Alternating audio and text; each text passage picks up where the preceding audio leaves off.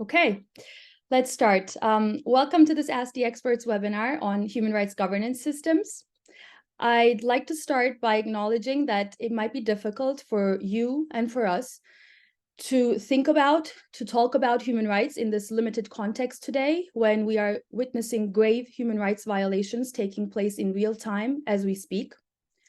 But amid all of this, we will continue to advance human rights in our own spheres, using our leverage in the organizations that we belong to and those we can impact. So, okay, having acknowledged the reality that we're operating in, let me tell you what we have in store for you today. So my colleagues, Alice and Teresa, will present to you and later answer your questions on establishing the governance of human rights in your organization. Today, you're going to find out about how human rights are governed in different setups, meaning in companies of different sizes, cultures, and management maturity levels.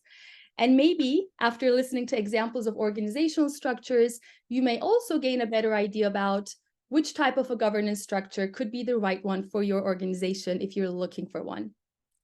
Now, let me quickly tell you about myself, the speakers, and then the structure. My name is Selda Kremer, and I'm the head of Learning Academy, which encompasses all types of corporate sustainability training and capacity building services of Learning the consultancy.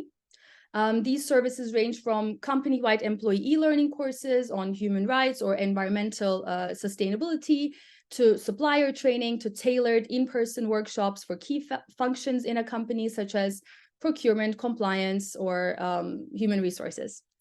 Today, I have two colleagues with me, Alice and Teresa. We're all trainers at Learning Academy, as well as our role, in addition to our roles at Learning the consultancy. Let's start with Alice alphabetically. Alice is a senior consultant at Learning. She advises clients on implementing human rights due diligence along supply chains, for example, by developing supplier evaluation programs, as well as capacity building with companies in various sectors, among others, textile and retail. Alice, in the last period, has been increasingly working on setting up effective governance systems.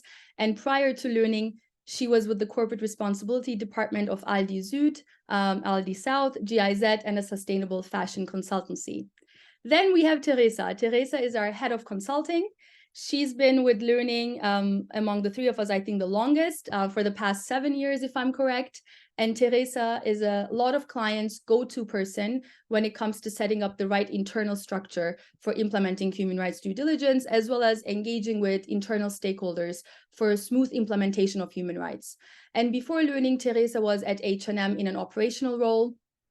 And she also co-developed our risk assessment approaches, which constitute the backbone of our human rights risk management solutions.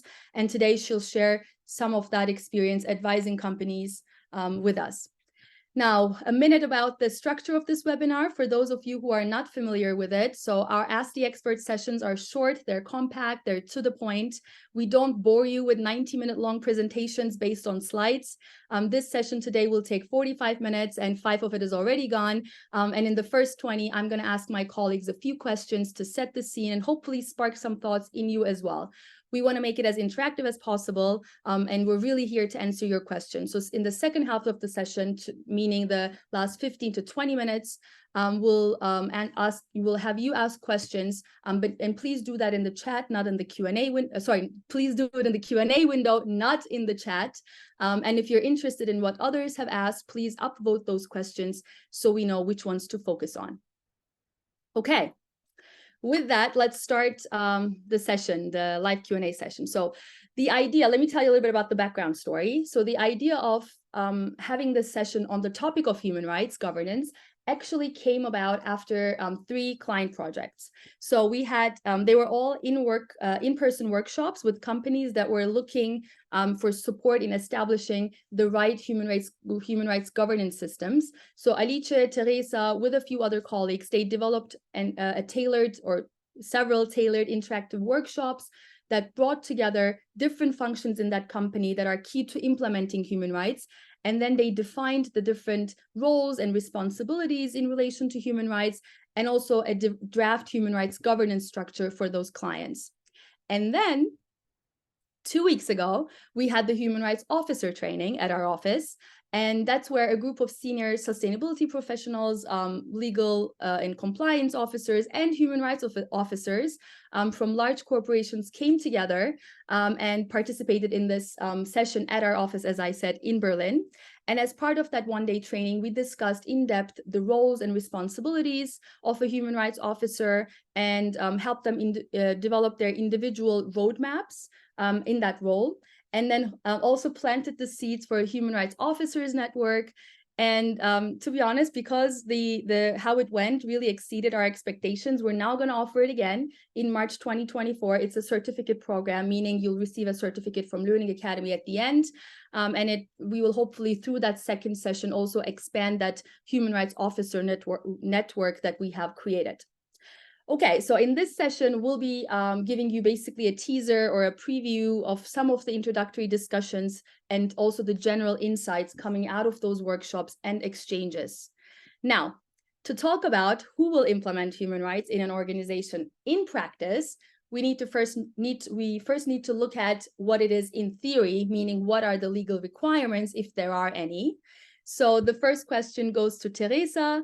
Can you please tell us if there is any concrete guidance in the German Supply Chain Act or the current positions in the trilogue for the EU Corporate Sustainability Due Diligence Directive about how human rights should be governed in an organization? Yeah, sure, Sarah. And yeah, great to see so many people joining. It's great to be here. So hi to everyone as well from my side. So let's look into, what is there on guidance regarding human rights, due diligence, governance? If we look at the German Supply Chain Act, which is the law that keeps us busy in Germany. And yes, exactly, we do see here on the slide already what it says. So if we look here, it states that the human rights risk management processes must be enshrined in all relevant business processes. It's the gray box right in the corner, the first one. So, and then furthermore, it includes that the enterprise must ensure that it is determined who within the enterprise is responsible for monitoring. And then it also provides an example, for example, by appointing a human rights officer. And Sarah already has said, this was quite a debate about what does a human rights officer mean, etc. And we have done some work around that. But then if we look for like generally also the governance, we also find some additional information from the explanatory memorandum that you do see here on the right side. And here it says as well that it is explained that responsibilities must be anchored in all relevant internal processes that are likely to influence risk minimization in order to monitor the fulfillment of due diligence obligations. So, and again, we also see here the recommendation of a human rights officer, interestingly. But additionally, what I would like to point out is one of the things we always recommend when trying to interpret the German Supply Chain Act text, for example, is looking back at the basis from where it was actually developed from, namely the UN Guiding Principles on Business and Human Rights. And we added them here also in the box below. And you can see the German Supply Chain Act basically echoes what is included in the Principle 19.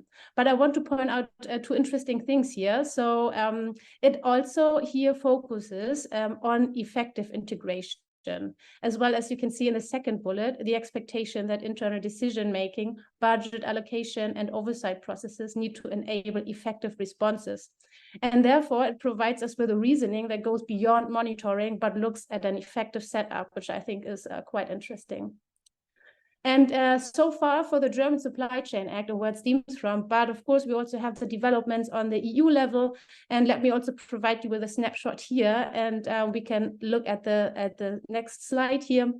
And if we look at what happened here, so the initial proposal from the Commission, there notably was a director's duty included, which states that the directors of EU companies would be responsible for setting up and overseeing the implementation of due diligence, which was Article 26, as well as the director's duty of care, which is the Article 25. And that one would entail taking into account the consequences of their decisions for sustainability measures, including human rights and climate change and environmental consequences.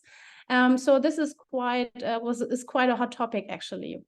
It was highly debated, and the council actually then deleted both articles from their position on the background as well that member states were were concerned about that interfering too much. And then we look then to the parliament's position, they actually maintained the director's duty of care, which is Article 25. But on the voting day, Article 26 also was voted down at the last minute, which was about the director's duty to oversee the due diligence actions. So here we really have to see what comes next, how will these different positions among the EU institutions will end up in the final text. So more to come, I believe. Okay. An overview. Yeah. So what I understand is that the legal text gives us a lot of flexibility to choose the structure that's most appropriate for the organization. Now, you referred to the title of a human rights officer, and so did I at the very beginning. And I'm really, really curious to understand how many in the audience work for organizations that already have a human rights officer appointed. So I'd like to introduce a poll to the audience. Okay, and there you have, I think we'll have it open for 20-25 seconds. Has your company appointed a human rights officer? Yes, we have. No, we don't have one. No, but the role of a human rights officer is currently being discussed. No, but we have an alternative set up, and we would love to hear about that then. You can write it in the chat if you want. No, we don't plan to have a human rights officer because we're not required. And then maybe you're not sure. Okay, let's keep it. Already ended. Great. Let's see. 59% have said that they have a human rights officer appointed. Great. I would love to, in case they haven't yet, I would love to see them on March 21st. 9% said no, because they don't have it. 13% said it's being discussed. 16% said we have an alternative setup. And those 5 people that have responded that way, I'd love to hear what that different or like the alternative setup is in the chat. Okay, now I'd like to go back to where we left off. Teresa told us the legal requirements give organizations a lot of leeway to set up that structure, and in the absence of a playbook, it must be difficult for companies to figure out who needs to own and lead the implementation of human rights. So Alice, talk to me about some very common challenges companies are currently facing when they are setting up a human rights governance system. And in the meantime, I'll look at whether anyone has written anything into the chat. Sure. Hi, also from my side. Very interesting topic I find that we chose for today's webinar. Because we work with many companies from very different sectors on all kinds of or all elements of human rights due diligence.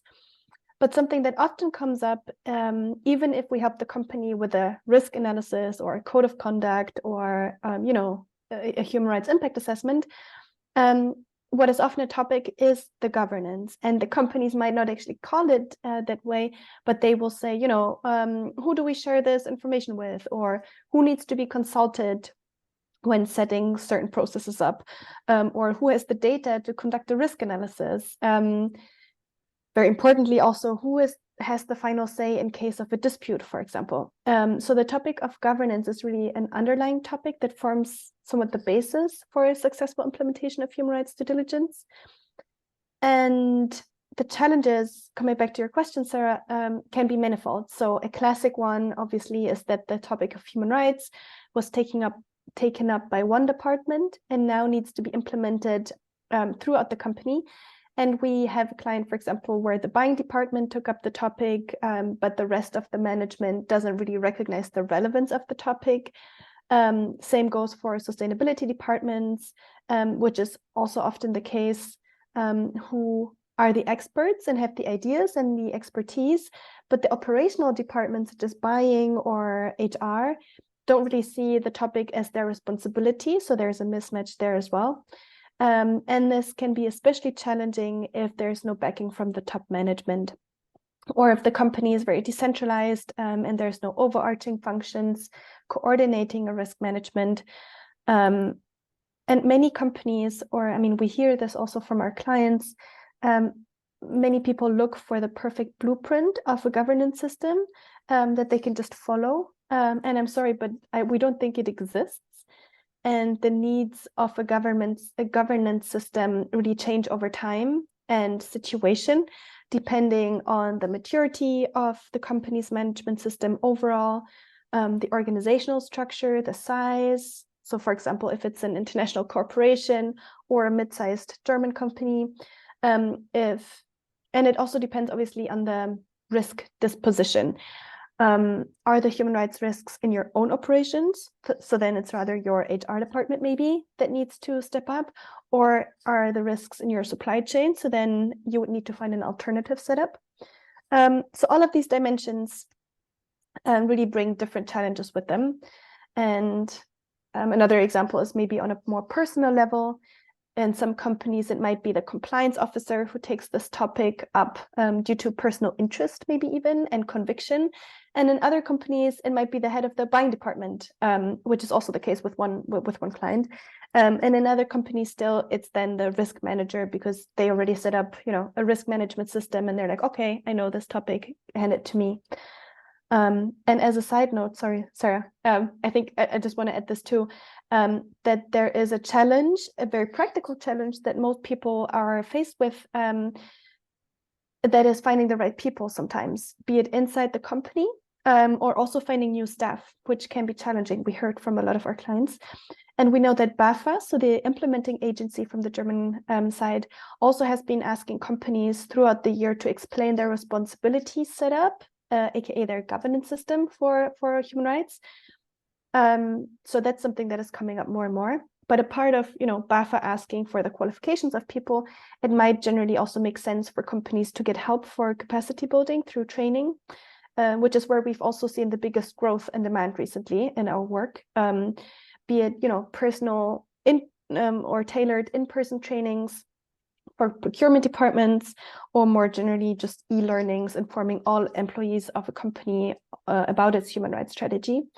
So the good and bad news really is challenges can really differ, and there's also the answers also really depend on, or the solutions really depend on the company's individual reality. Okay, so what is effective governance really depends on a number of factors, but I want to know more. So I'll go back to Teresa. Can you give us more concrete examples from your work? What are some key factors that our audience should consider to make sure that they have the right governance system, that it's effective, that it's successful? Right. Yes, Sarah, absolutely. So I think some of the key success factors that we definitely can take away from working with our clients is for sure the tone from the top. So this is one of the most crucial factors, and Alicia already touched upon it. I think actually we do not have a slide yet here on that one, so we don't have to show that yet.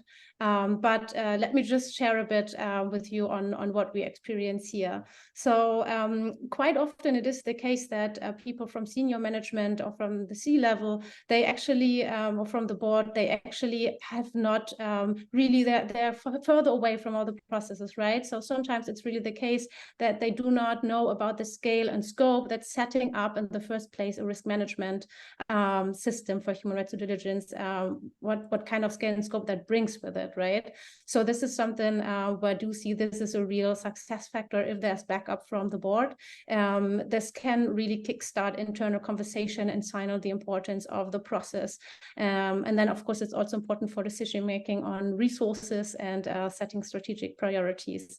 And we have seen that an empowered strategic human rights function is really a critical step in developing a more proactive and also systemic approach, right? Because if we talk about governance, and I think this became clear also from what Alicia was sharing, just assigning one person doesn't do the trick, right?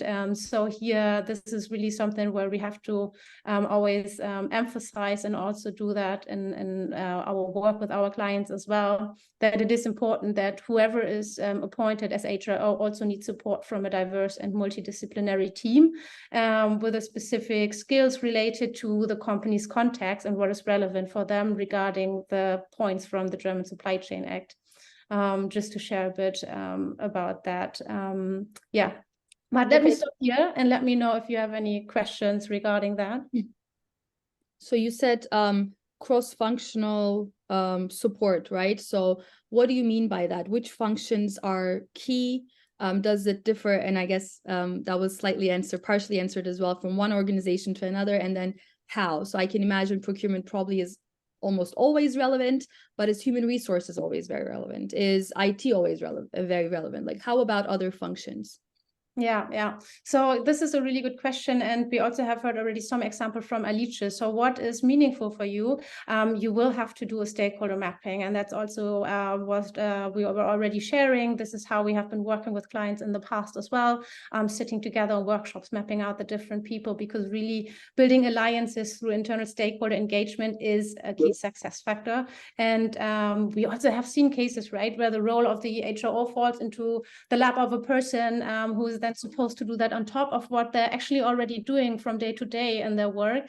And then additionally, they are also asked to please not involve too many people or not require too many other resources, basically to ask them, please involve no one else if possible. So what does that say about how effective will that be in the end for really having an effective human rights due diligence, meaning preventing human rights risk from being somehow linked to the company? Quite likely it's not that effective in that case. So here also, we have been also asked to have like one-on-one sessions with so the C-level or management level to bring across the message, which is sometimes easier, right, from an external perspective. But to your actual question, because I'm moving away from it, right? Who are the actuals that you should look at? And here I do believe we have a slide. So Tao, maybe you can pull the one up with the two arrows. That would be nice, because it's just a really brief overview, but it can help you to think about two different things here.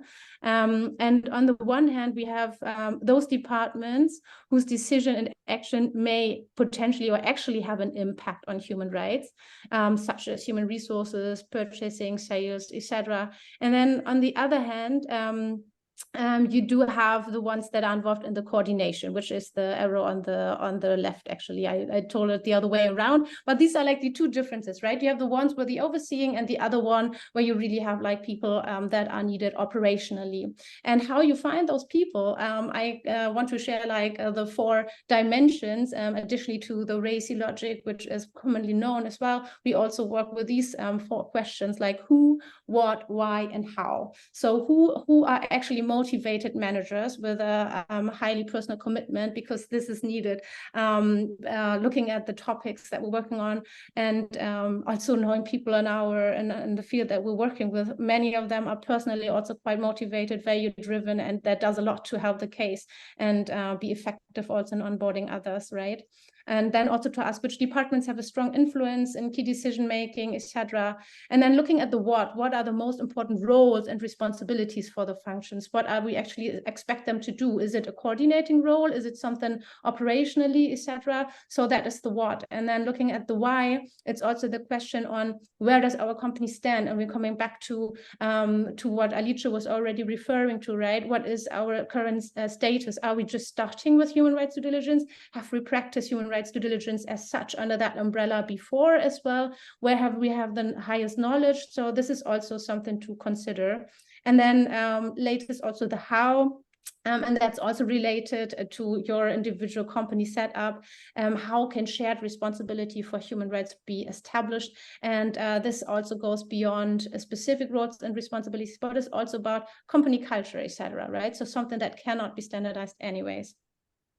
Okay, great. Now back to Alice, because I want her to give us actually some specific examples or also different models of governance. How have we seen other companies set up their, or companies, not other, but companies in general set up their human rights governance systems? How do they manage? Yeah. So basically, I mean, governance for the implementation of human rights due diligence is nothing new. And at least since the introduction of the UNGPs in 2011, we look at over a decade of experience of companies setting up governance systems for human rights, right? So when explaining what works, we really like to refer to the model developed by the organization Shift some years ago, where they interviewed a bunch of different companies to understand the underlying patterns. And we also see these patterns confirmed somewhat in our work. And Tao, if you could share the slide with the model, we can discuss it. And because there's 4 dimensions that they mention in this model, and they all have their pros and cons, of course, their extremes, and in practice, these will not be as clear cut, but be a mix. And they might depend, or they might change depending on the human rights due diligence journey that the company is undergoing. But I think what is interesting here is that it really shows the different experiences that you as a company might have. So we have the cross-functional working groups, which really bring together different business functions in a more collective platform.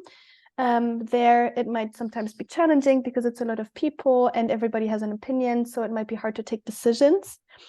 Then there's more of a guide dog model, where the topic of human rights is placed with one business function. Typically, this might be sustainability. And there, the focus is really on awareness raising, information sharing, and guidance for the other enterprise departments that they need to implement human rights.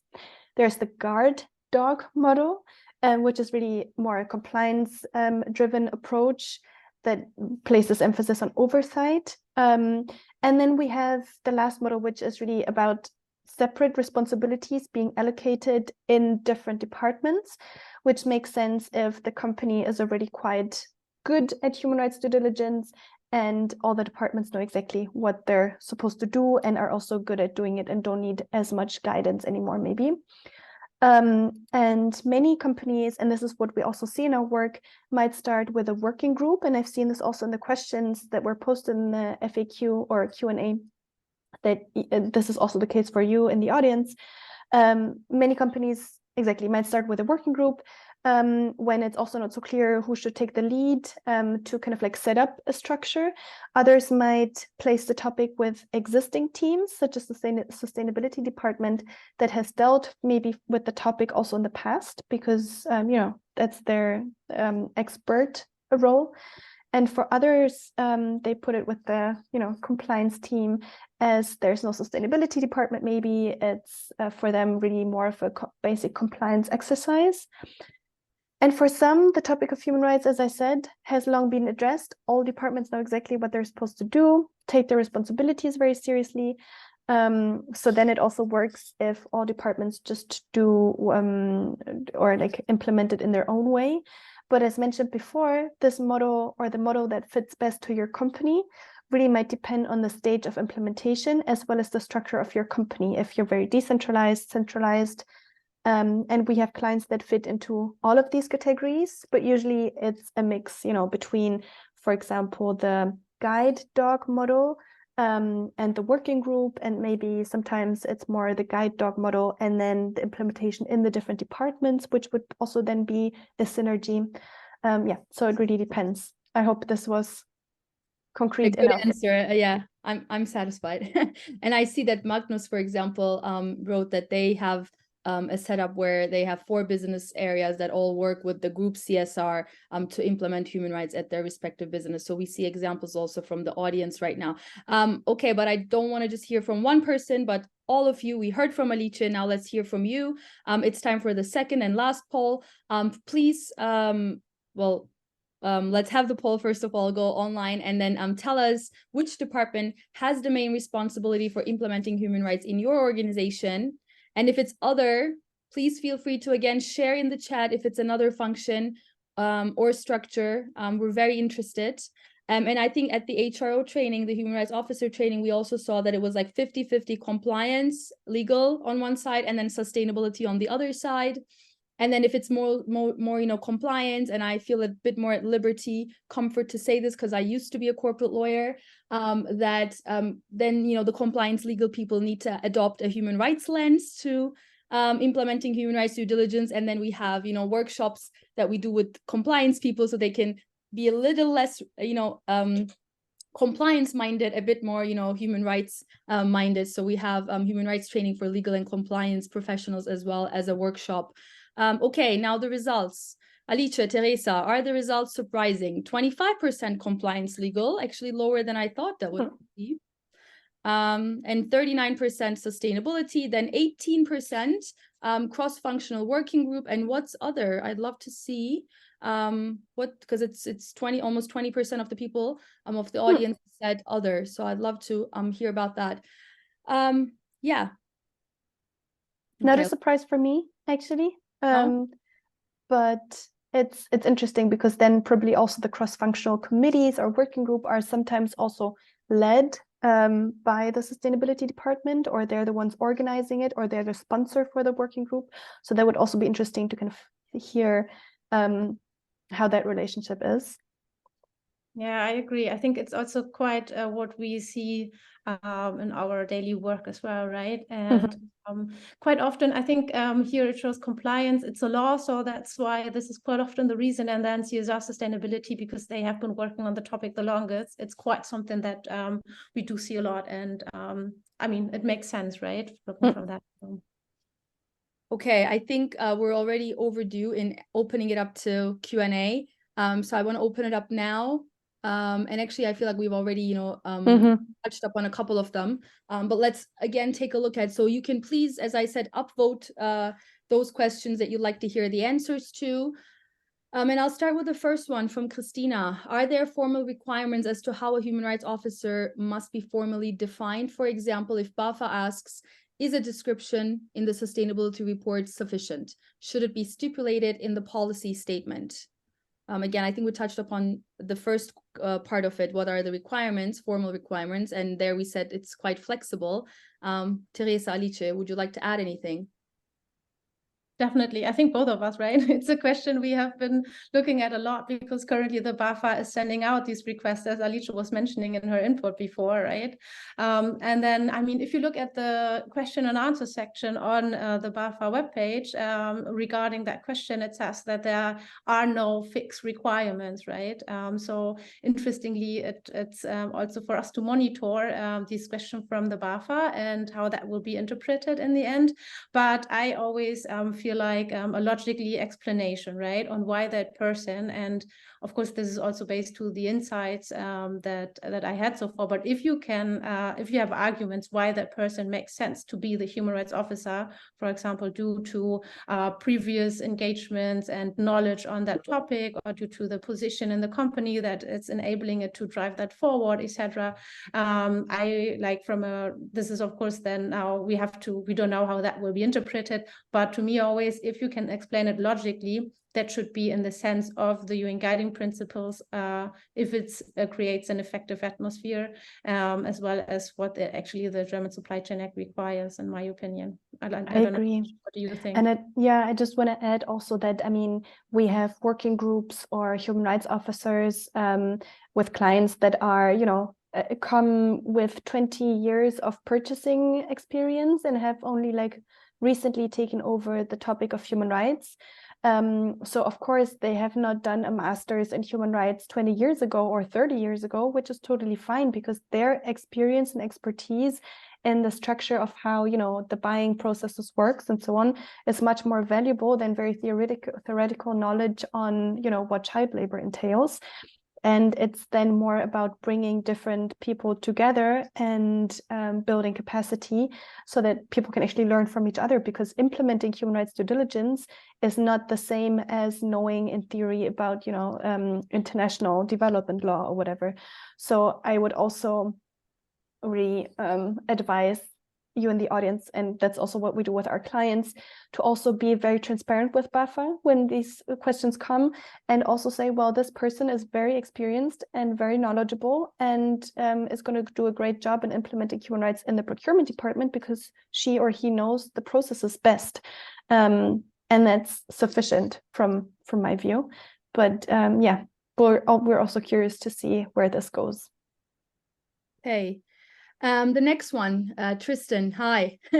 Did you identify any KPIs that would inform of the effectiveness of human rights programs? Any commonalities during the different assignments you've had?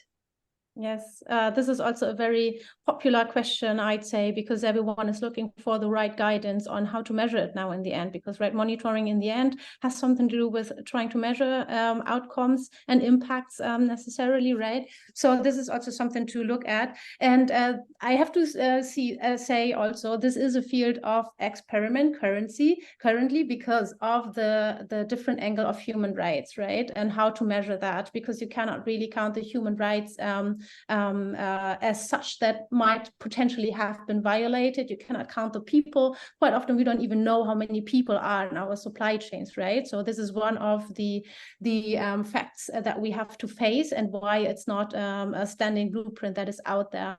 But I would always recommend to look at what are you actually trying to measure. And if we talk about governance, then it should also probably in the first place be looked at, okay, do we have, like, in all relevant business areas, do we have something in place? And then I would go for the usual, right? You need a strategy, you need targets, and then you can come up with the KPIs, which quite likely is quite individual. And one reading I would recommend is also the reporting, the UNGP reporting framework. It gives good also ideas on what to include beyond quantitative numbers. And I think I saw also a question in the chat about the incentivization maybe on having the least human rights issues as possible. Is that not the wrong incentive? So maybe I can also quickly touch on that, because it's very related, right? So when setting up the KPIs, it's very important to keep in mind also the human rights risk-based approach. So you have to set up KPIs that are in the interest of not for the company having the best picture, but for having the best outcome for people. And I think this is where I probably stop for now. Okay, Alice, do you want to add anything? If not, I'm happy just very briefly, and say that the effectiveness of a governance system also means that people just know what they're responsible for and that they do what they're supposed to do. And that really depends on the risks. So as I said, if you have your risks more on your own operations, because you have huge, large-scale operations in all kinds of countries, then of course it would make sense to have somebody in the HR or like some internal function department responsible to implement it. And it doesn't make sense to have someone in procurement take the lead. So, I mean, there you also have to be critical to yourself and say, does it make sense? Do we have a governance structure that really also answers to the needs that come from the risk analysis and from the risk disposition? So that's just something I also want to add. Thank you. Well, I'll go on to Clara's question. It's maybe a short, hopefully a short answer. And I feel like we've discussed already how human rights in general should be implemented, but I guess this is specific to the title, the role. Human rights officer, does it have to be a person or can it be a department? And I think we have examples from our own clients here that we can share. Yeah, I think it can be both. So, I mean, we have both. We have companies that, you know, really in terms of their other governance structures, because they have a chief compliance officer and, you know, like single people responsible for all kinds of topics, they also choose to then appoint a human rights officer as in one person.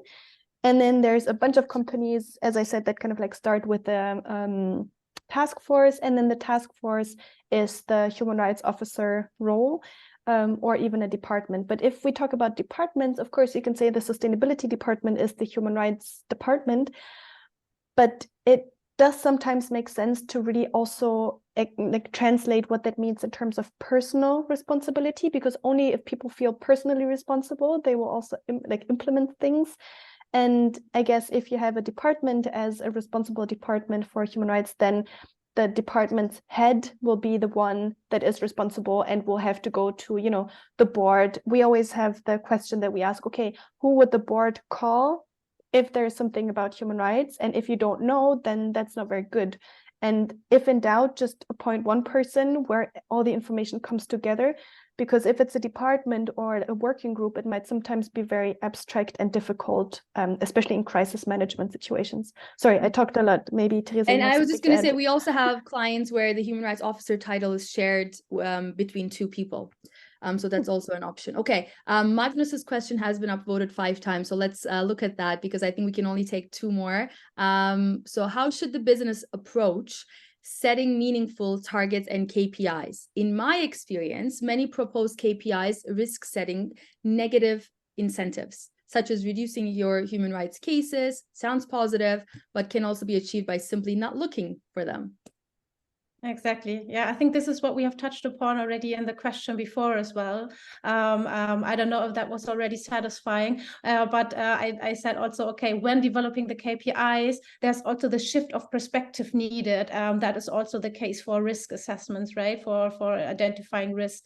Usually that's done from a business perspective. So how are the risks for our company? And same accounts also here for the KPI development. It also needs to have like the KPIs to fulfill the purpose of due diligence, namely being transparent and looking at the world that we live in, right? There is no supply chain that is free from human rights violations globally. So it's not very likely that it will be in your company. And therefore, for KPI setting, this is also something to look at. And if there is also like external support needed, and that's also what companies do, right? To ensure that they have the right perspective when looking at that, right? And what is probably missing. And then, of course, there's a lot to say about KPIs as well. And it comes from what do you measure? Like, is it impact? Is it outcome? So there are these different layers to consider, and the rights holder engagement in there as well, right? How do you actually involve rights holder voices in measuring success or effectiveness of the processes that you have in place?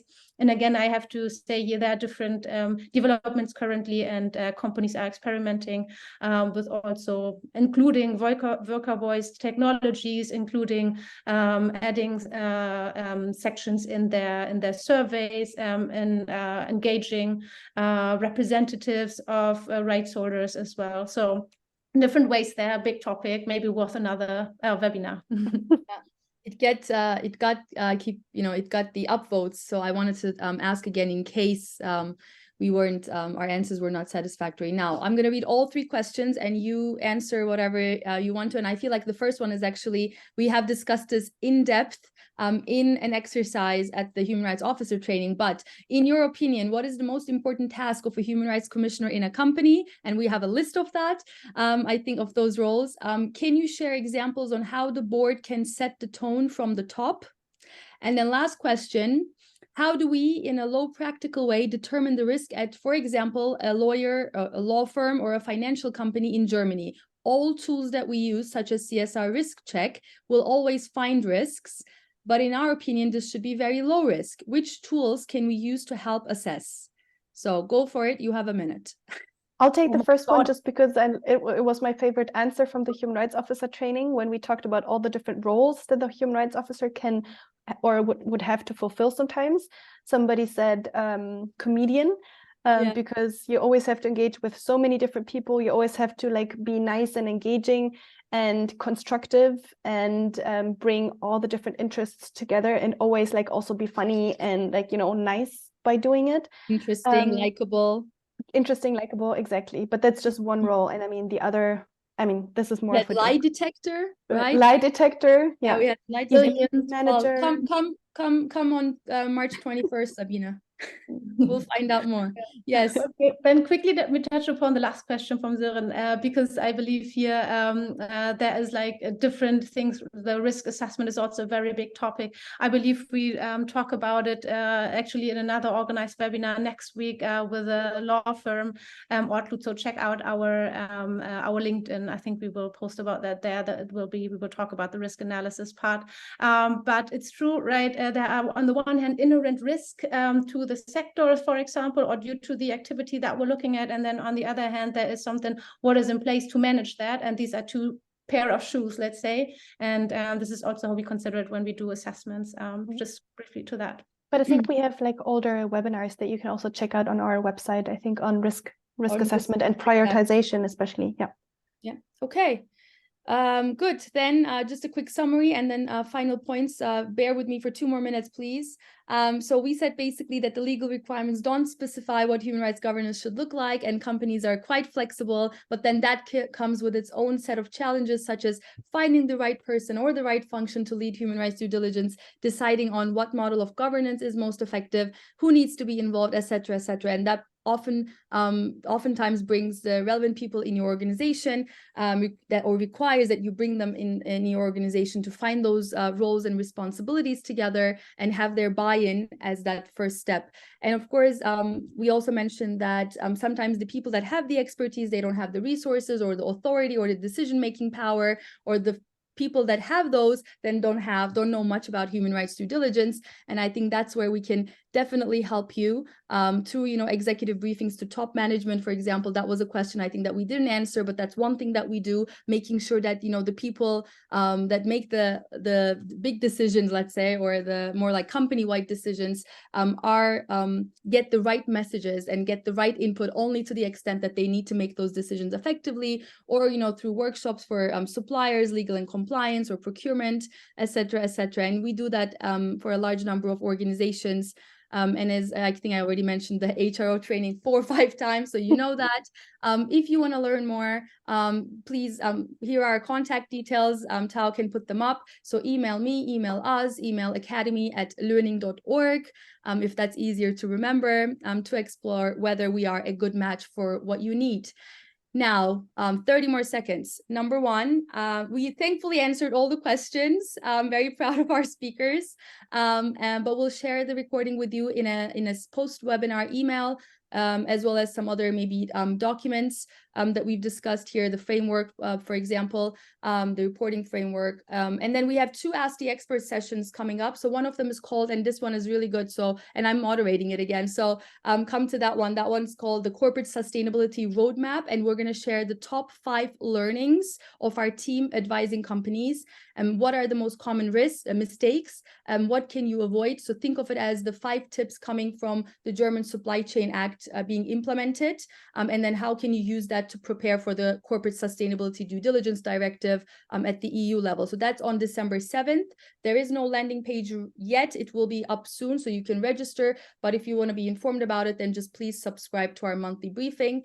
The second Ask the Expert session will be, I think, in 2 weeks, November 16, and it's going to be specific to the Netherlands, also about preparing for the CSDDD. So if you're a Dutch company or have operations in the Netherlands, or people that could be interested, please sign up for that as well. And I think the link is there in the chat. So finally, we would love to hear from you on whether you liked this session and this format. So please complete the survey that will pop up after the session is over. And I think with that, 3 minutes late, apologies for that. Thank you all for very much for sparing 45 minutes of your time today. And I hope that this was worthwhile. And thank you to my colleagues for accepting to be speakers on this webinar, and to Naz and Tao for running the show in the background. Have a good rest of your day and week, everyone, and hope to see you at the next Ask the Experts session. Thank you, Sarah, for moderating, and thanks, everyone. Bye. Thanks. Bye. Bye.